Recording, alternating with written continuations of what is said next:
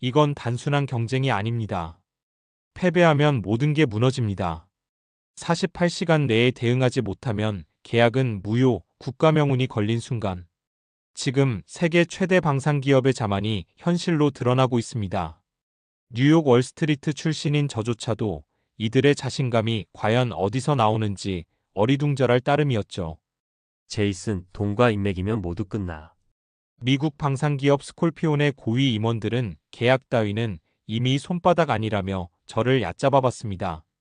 자금도 인맥도 없는 한국팀? 승리는 따놓은 당상이지.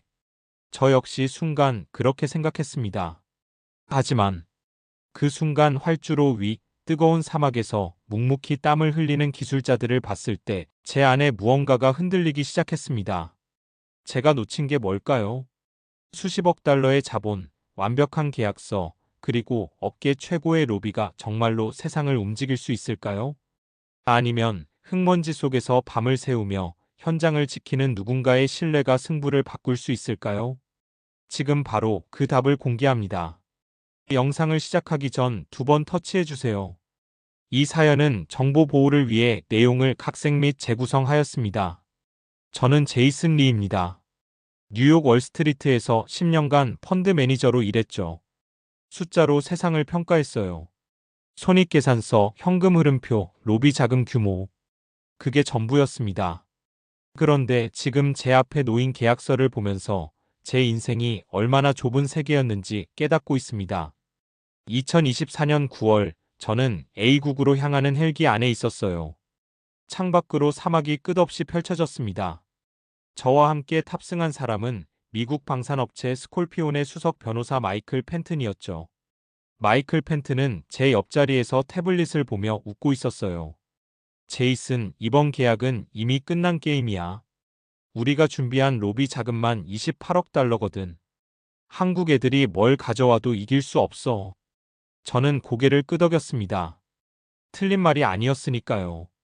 A국 정부는 자주포 500대를 도입하려 했고 계약 규모는 120억 달러였어요. 스콜피오는 이미 A국 국방부 고위 관계자들과 골프를 치고 만찬을 했습니다.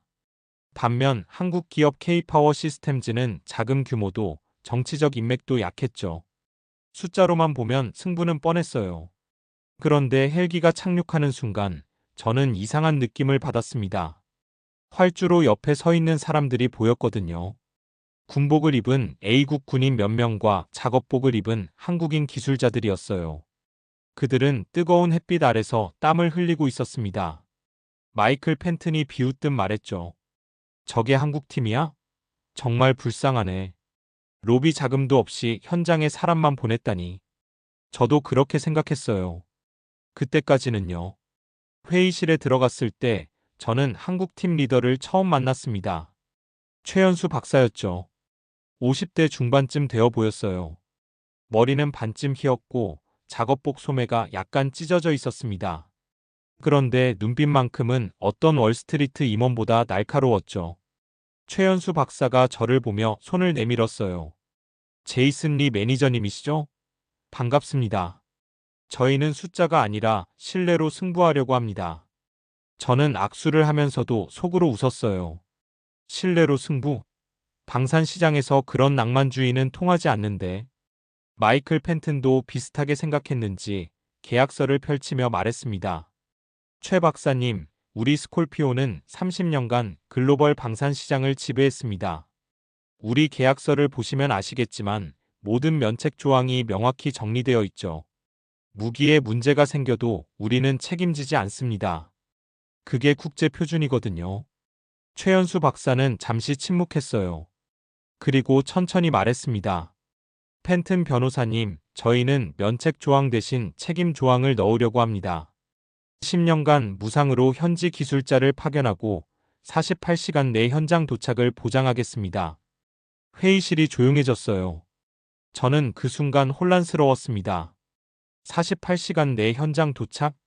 그게 사업적으로 가능해? 마이클 펜트는 코웃음을 쳤죠.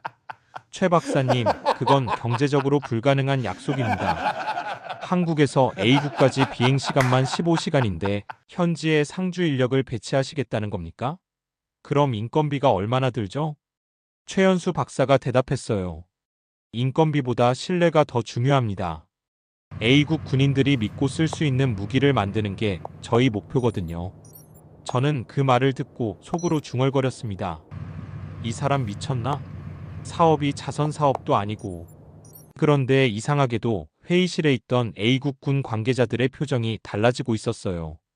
그들이 최연수 박사를 바라보는 눈빛에서 뭔가 다른 게 보였습니다. 존중이었어요. 회의가 끝나고 저는 호텔로 돌아왔어요. 침대에 앉아 노트북을 펼쳤습니다. K-파워 시스템즈의 재무제표를 다시 봤죠. 숫자는 명확했어요. 로비 자금도 부족하고 현지 인력 배치 비용은 과도했습니다. 이건 사업적으로 말이 안 됐어요. 그런데 왜일까요? 저는 자꾸 최연수 박사의 눈빛이 떠올랐습니다. 그리고 회의실에서 본 A국 군 관계자들의 표정도요. 그날 밤 저는 처음으로 의문을 품었어요. 내가 지금까지 본 숫자가 정말 전부일까? 협상 3일차 아침이었습니다. 저는 A국 군 기지 시찰에 동행했어요. 마이클 펜튼과 최연수 박사 그리고 A국 국방부 차관 알리 장군이 함께였죠. 우리는 사막 한가운데 있는 자주포 시험장으로 향했습니다. 차 안에서 마이클 펜튼이 말했어요. 제이슨, 오늘 시연이 끝나면 계약은 우리 거야. 우리 자주포 M77은 사거리가 50km거든. 한국 제품은 45km밖에 안 돼. 저도 그렇게 생각했습니다. 숫자가 명확했으니까요. 그런데 시험장에 도착했을 때 저는 예상치 못한 장면을 봤어요. K-파워 시스템즈 기술자들이 이미 자주포 옆에서 작업 중이었습니다. 그들은 작업복을 입고 흙먼지 속에서 웃으며 A국 군인들과 대화하고 있었죠. 한 명은 무릎을 꿇고 자주포 하부를 점검하고 있었어요. 또 한 명은 군인에게 뭔가를 설명하며 손짓하고 있었습니다. 저는 그 광경이 낯설었어요. 월스트리트에서는 본 적 없는 모습이었거든요. 알리 장군이 차에서 내리며 말했습니다. 최 박사님 팀은 어젯밤 11시까지 여기 계셨습니다. 우리 군인들이 장비 사용법을 완전히 익힐 때까지 옆에서 가르쳐 주셨죠. 마이클 펜튼이 비웃었어요. 장군님, 그건 비효율적입니다. 저희는 매뉴얼을 제공하고 교육은 현지 업체에 아웃소싱합니다. 그게 글로벌 표준이거든요. 알리 장군이 고개를 저었습니다. 펜튼 변호사님, 저희가 원하는 건 매뉴얼이 다가 아닙니다. 밤에도 전화를 받아줄 파트너입니다. 그 말을 듣는 순간 저는 뭔가 이상한 느낌이 들었어요. 마이클 펜튼은 알리 장군의 말을 무시했지만 저는 무시할 수 없었습니다. 시연이 시작됐어요. 먼저 스콜피온의 M77 자주포가 발사됐습니다. 50km 떨어진 표적을 정확히 맞췄죠. 마이클 펜튼이 박수를 쳤어요. 보셨죠? 이게 기술력입니다. 그런데 발사가 끝나고 5분 뒤 문제가 생겼습니다. 자주포 냉각 시스템에서 연기가 피어올랐어요. A국 군인들이 당황하며 매뉴얼을 뒤적였죠. 마이클 펜튼이 말했습니다. 이건 사소한 오작동입니다. 본사에 연락해서 기술자를 보내겠습니다. 3일 정도 걸릴 겁니다. 3일. 알리 장군의 얼굴이 굳었어요. 3일이요? 전쟁터에서는 3시간도 길어요. 마이클 펜튼이 어깨를 으쓱했습니다. 장군님, 계약서에 명시된 대로 저희는 72시간 내 대응을 보장합니다. 그게 어깨 표준이거든요. 저는 그 순간 깨달았어요. 마이클 펜튼은 계약서만 보고 있었습니다. 사람은 보지 않았어요. 그때 최연수 박사가 나섰어요. 장군님, 저희 차례입니다. K-파워 시스템즈의 K-55 자주포가 발사 준비에 들어갔습니다. 사거리는 45km였죠. 스콜피온보다 5km 짧았어요. 그런데 발사 후 차이가 드러났습니다.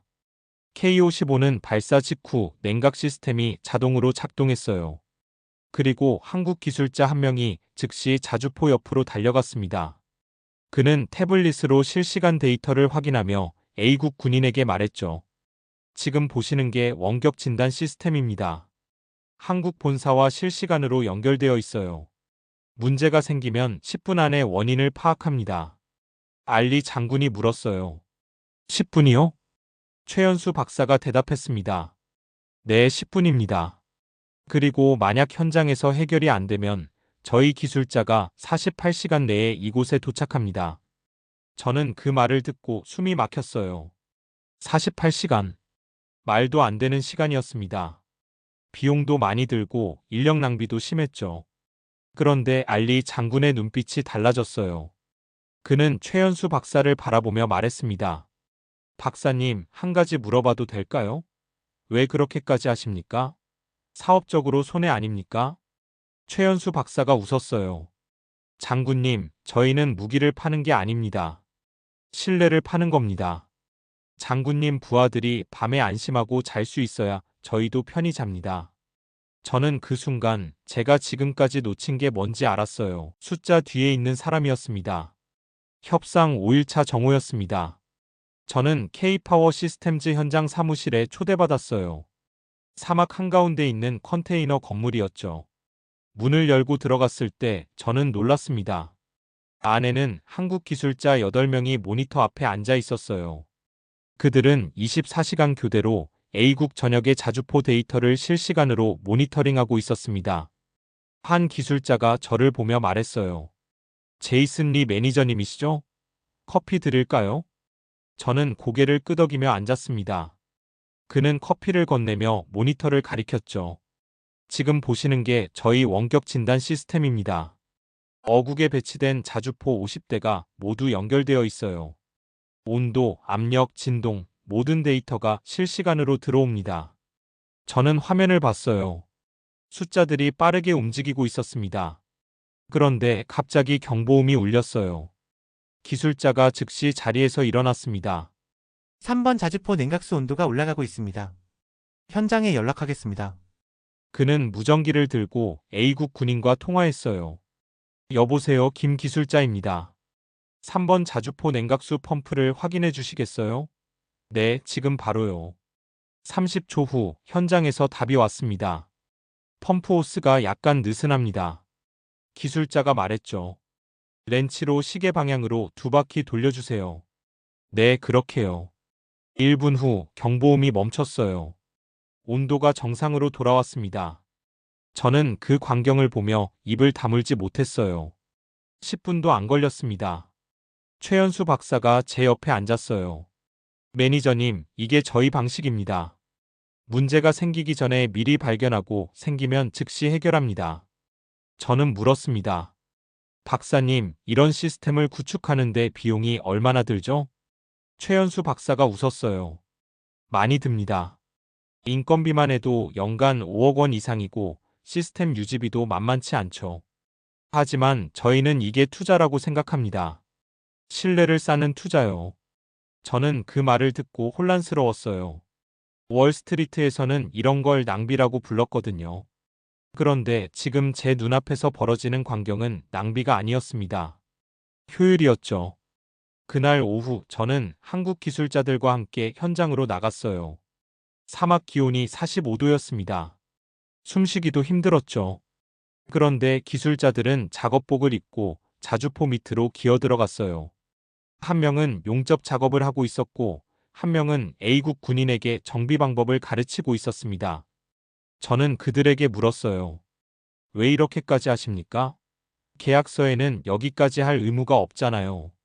한 기술자가 땀을 닦으며 대답했습니다. 매니저님, 저희는 계약서 때문에 여기 있는 게 아닙니다. 저 군인들이 안전하게 임무를 수행할 수 있도록 돕기 위해 여기 있는 거예요. 저는 그 말을 듣고 가슴이 뛰었어요.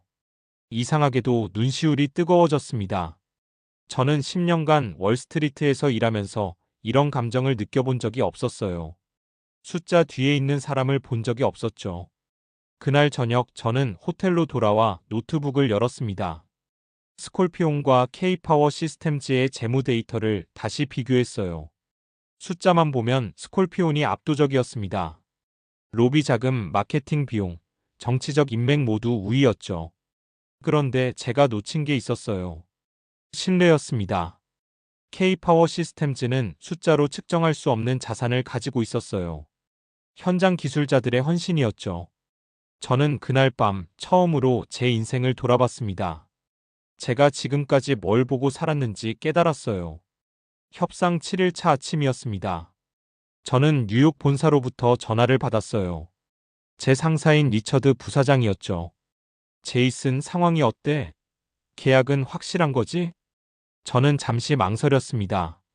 그리고 대답했어요. 부사장님, 상황이 예상과 다릅니다. 한국팀이 생각보다 강력합니다. 리처드 부사장이 웃었어요. 제이슨, 자네 농담하는 거지? 한국팀이 우리를 이긴다고? 그들은 로비 자금도 없잖아. 저는 숨을 깊이 들이쉬었습니다. 부사장님, 저는 지금 현장에 있습니다. 여기서는 로비 자금보다 중요한 게 있어요. 신뢰입니다. 리처드 부사장이 화를 냈어요. 제이슨, 정신 차려. 자네는 펀드 매니저야. 감정에 휘둘리면 안 돼.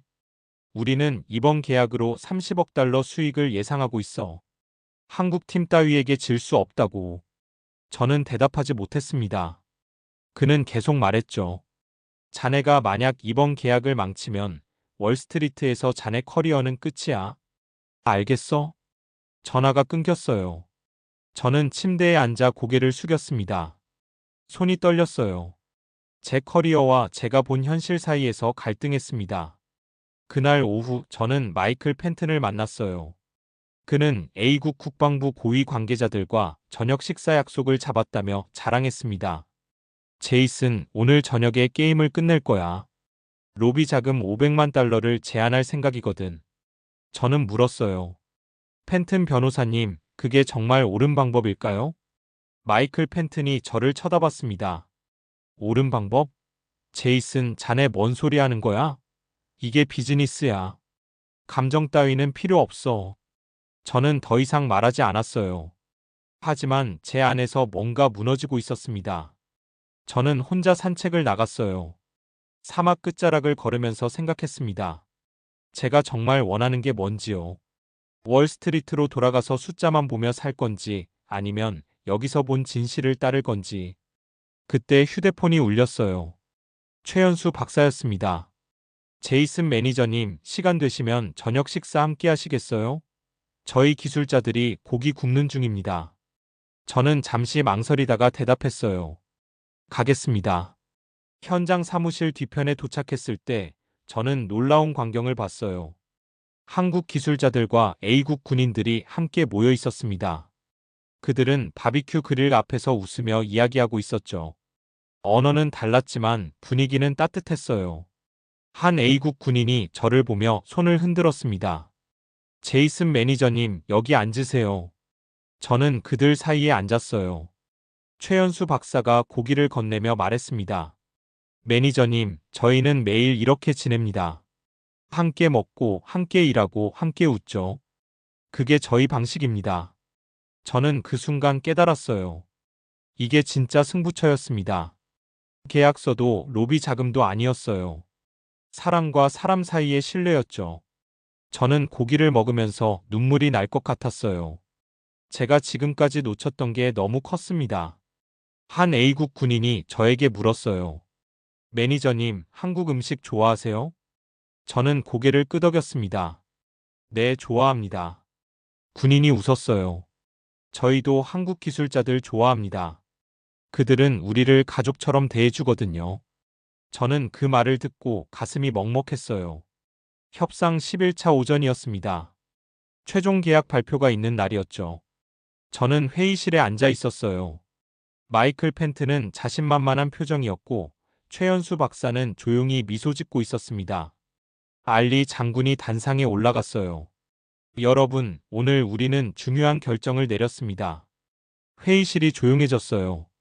저는 심장이 빠르게 뛰는 걸 느꼈습니다. 알리 장군이 말했죠. 우리 A국은 K-파워 시스템즈와 계약하기로 결정했습니다. 마이클 펜튼의 얼굴이 굳었어요. 그는 자리에서 일어나며 소리쳤습니다. 장군님, 이건 말도 안 됩니다. 우리가 제시한 조건이 훨씬 유리했지 않습니까? 알리 장군이 고개를 저었어요. 펜튼 변호사님, 당신은 계약서만 보셨습니다. 저희는 파트너를 본 겁니다. 마이클 펜튼이 계속 항의했지만 알리 장군은 단호했습니다. 저희가 원하는 건 싸구려 무기가 아닙니다. 밤새도록 우리 장비를 고쳐줄 파트너를 원합니다. 그게 K-파워 시스템즈였습니다. 저는 그 말을 듣고 숨이 멎는 것 같았어요. 이게 진짜 승부였습니다. 회의가 끝나고 저는 최연수 박사를 찾아갔어요. 그는 기술자들과 함께 자축하고 있었습니다. 저는 그에게 말했죠. 박사님, 축하드립니다. 제가 틀렸습니다. 최연수 박사가 웃었어요. 매니저님, 당신은 틀린 게 아닙니다. 배운 겁니다. 저는 고개를 숙였습니다.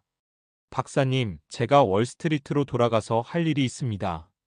로비 자금 대신 현장 기술 인력에 투자하자고 주장할 겁니다. 최연수 박사가 제 어깨를 두드렸어요. 매니저님, 그게 쉽지 않을 겁니다. 하지만 옳은 길입니다. 그날 오후 저는 뉴욕으로 돌아가는 비행기에 탔어요. 창밖으로 사막이 보였습니다. 그리고 멀리 K-파워 시스템즈 현장 사무실이 보였죠. 저는 그곳에서 제 인생이 바뀌었습니다. 숫자만 보던 남자가 사람을 보는 남자로 변했어요. 뉴욕에 도착한 다음 날, 저는 리처드 부사장을 만났습니다. 그는 화가 나 있었어요. 제이슨, 자네 때문에 우리는 30억 달러를 날렸어. 설명이나 해봐. 저는 침착하게 대답했습니다. 부사장님, 저는 A국에서 중요한 걸 배웠습니다. 로비 자금보다 중요한 게 있습니다. 사람입니다. 리처드 부사장이 비웃었어요. 신뢰? 제이슨, 자네 감정에 빠진 거야. 비즈니스는 숫자로 움직여. 저는 고개를 저었습니다.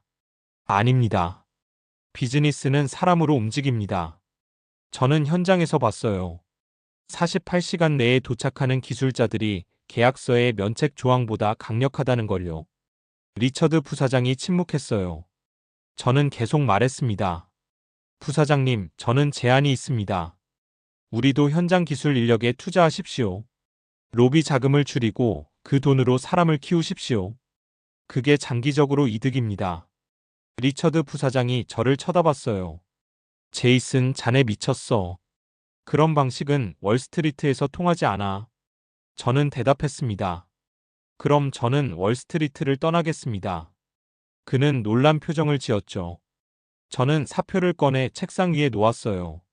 부사장님, 저는 숫자만 보는 삶을 그만두고 싶습니다.